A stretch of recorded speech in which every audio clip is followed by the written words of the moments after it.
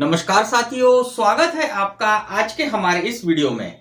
मित्रों, आज के इस वीडियो में हम चर्चा कर रहे हैं सीआरपीसी 1973 का जो चैप्टर 20 है, अध्याय 20 है, जो प्रावधान करता है trial of summon cases by मजिस्ट्रेटों द्वारा समन मामलों का विचारण, जो कि सेक्शन 251 से लेकर सेक्शन 259 तक विस्तृत है।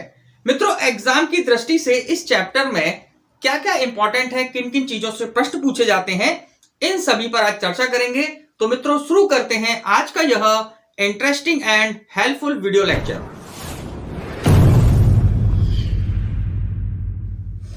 मित्रों, समन मामलों की जो ट्रायल है वह सेक्शन 251 से लेकर सेक्शन 255 तक कंप्लीट हो जाती है। इसके बाद की जो सेक्शन है 256 से लेकर सेक्शन 259 तक, यह कुछ मिसक्लेनियस बातों को बताती है। तो सबसे पहले हम देखते हैं कि समन ट्रायल के अंतर्गत जो है कैसे प्रोसीडिंग चलती है, क्या प्रक्रिया होती है। ध्यान रखिएगा मित्रों, मेंस एग्जाम में इससे जो है क्वेश्चन आ सकता है कि समन ट्रायल के बारे में बताइए, समन ट्रायल को व्यवस्थित कीजिए, इस प्रकार के क्वेश्चन बन सकते हैं। और जो प्री एग्जाम है इससे भी क्वेश्चन बनता है। तो वो सब चीजें क्या है वो हम देखते हैं यहां पर। तो मित्रों, सबसे पहले जो है सेक्शन 251 जो है यह कहती है कि अभियोग का सारांश बताया जाना। बात समझिएगा मित्रों, जब अभियुक्त न्यायालय के सामने उपस्थित है, मतलब सेक्शन 251 की कार्रवाई कब होगी? जब अभियुक्त न्यायालय के सामने उपस्थित है तो न्यायालय जो है अभियुक्त को उन अपराधों की विशिष्टियों का सारांश बतलाएगा। मतलब जो भी अभियोजन का मामला है उसका सारांश जो है किसको बताया जाएगा? अभियुक्त को बताया जाएगा। और उसे जो है उसने क्या अपराध किया है इसकी विशिष्टियां भी बतलाई जाएंगी। लेकिन यहां विशेष रूप से आप ध्यान रखिएगा कि इसके अंतर्गत जो है यथारीति आरोप विरचित करना आवश्यक नहीं होता है। यह क्वेश्चन एग्जाम में कई बार आया है कि किस ट्रायल में जो है आरोप विरचित करना जो है यथारीति आवश्यक नहीं है। बात को समझिएगा, सामान्यतः कोई भी ट्रायल चल ही नहीं सकती अगर उसमें आरोप विरचित ना किए जाए हों।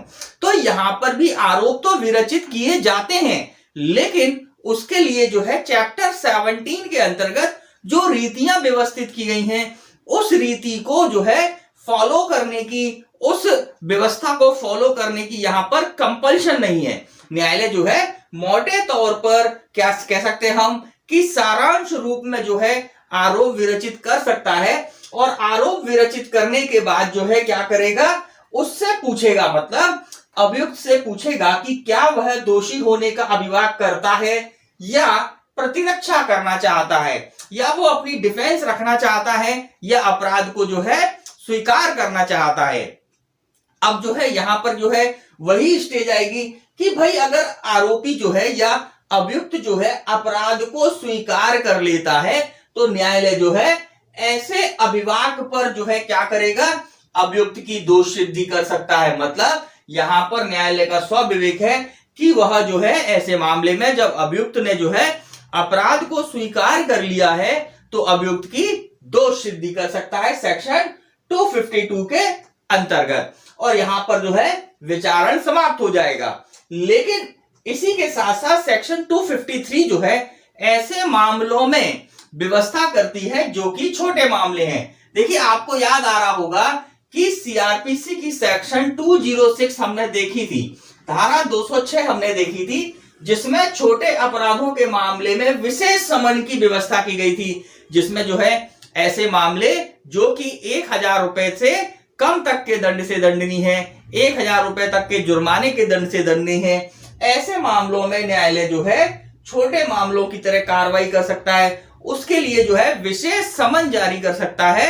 और ऐसे व्यक्ति से जिसके ऊपर ऐसे अपराध का आरोप है उस व्यक्ति से जो है यह डिमांड कर सकता है कि अगर वो जो है अपराध को स्वीकार करना चाहता है तो जो भी जुर्माना उस समन के साथ मेंशन किया गया है तो उतने जुर्माने की राशि अदा कर वो जो है न्यायालय में भेज दे। न्यायालय जो है उस राशि को जुर्माने में समायोजित कर मामले को कंप्लीट कर लेगा, समाप्त कर लेगा। तो यहां पर जो है सेक्शन 253 के अंतर्गत जो है छोटे मामले में अभियुक्त की अनुपस्थिति में, ध्यान रखिएगा, ऊपर हम क्या देख रहे हैं सेक्शन 251 में कब कार्रवाई हो रही है, जब अभियुक्त न्यायालय में उपस्थित है तब हम कार्रवाई करते हैं और सेक्शन 252 के अंतर्गत उसके अभिभाग पर उसको दोष सिद्ध कर रहे हैं।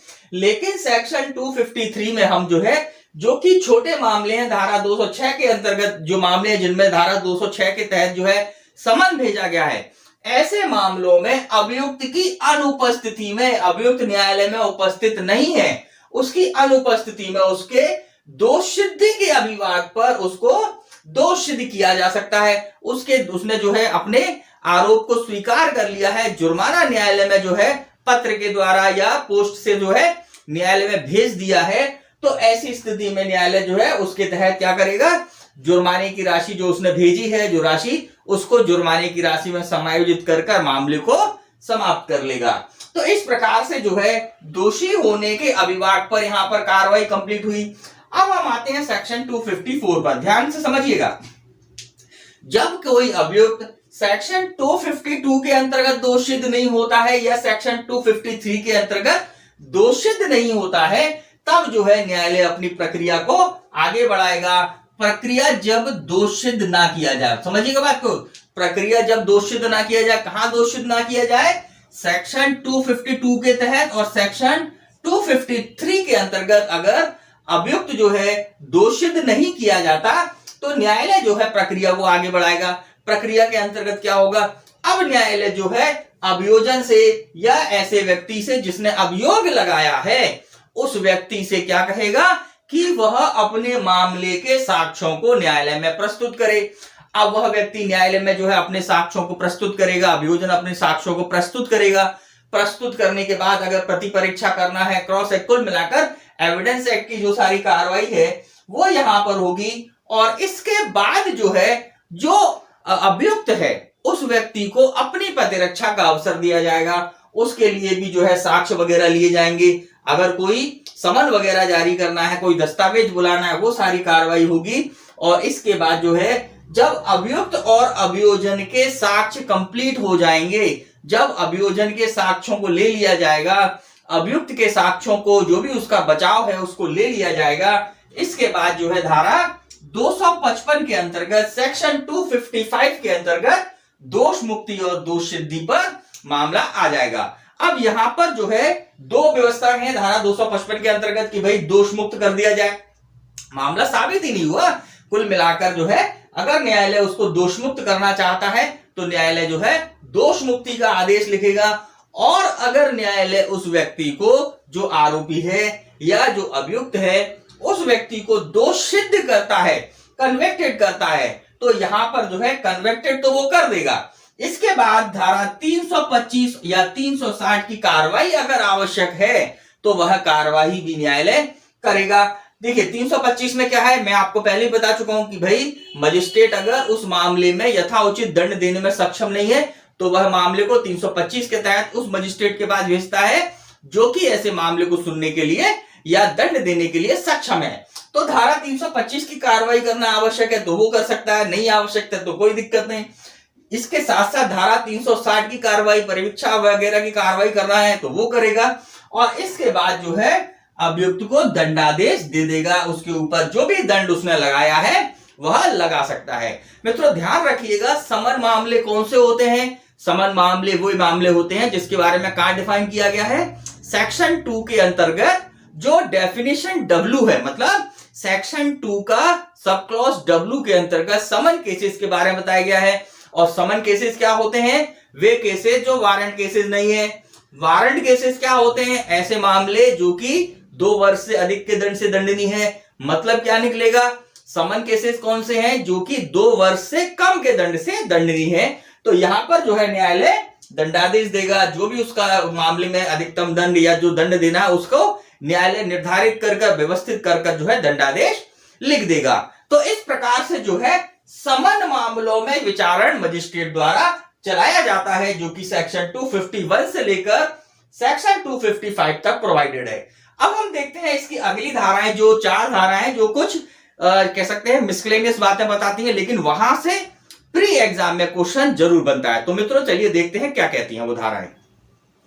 मित्रों चैप्टर 20 के अंतर्गत सेक्शन 256 से लेकर सेक्शन 259 तक जो है अन्य प्रोविजंस दिए हुए हैं, बात को समझिएगा कि इन सेक्शन से जो है 4 सेक्शंस हैं, सेक्शन 256 से लेकर सेक्शन 259 तक, इनसे जो है प्रारंभिक परीक्षा प्री एग्जाम में क्वेश्चन आता है, मेंस में क्वेश्चन नहीं बनता है। तो यहां पर हम जो है क्या क्वेश्चंस बनेंगे, क्या बातें हैं, इनको हम देखते हैं। तो सबसे पहले जो है सेक्शन 256 ये कहता है परिवादी का हाजिर ना होना या उसकी मृत्यु। बात को समझिएगा, किसी मामले में परिवादी ने परिवाद दाखिल किया न्यायालय में, तत्पश्चात न्यायालय ने जो है समन वगैरह इशू कर दिए और एक तारीख नियत कर दी जिस दिन जो है अभियुक्त को न्यायालय में हाजिर होना है।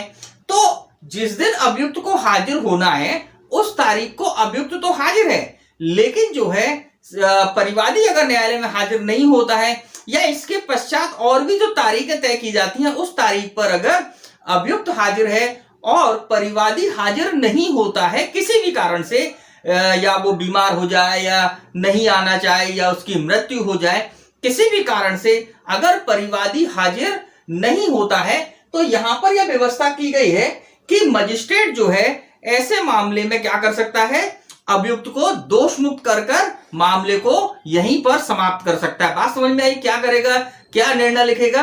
दोष मुक्ति का निर्णय लिखकर जो है मामले को समाप्त कर सकता है।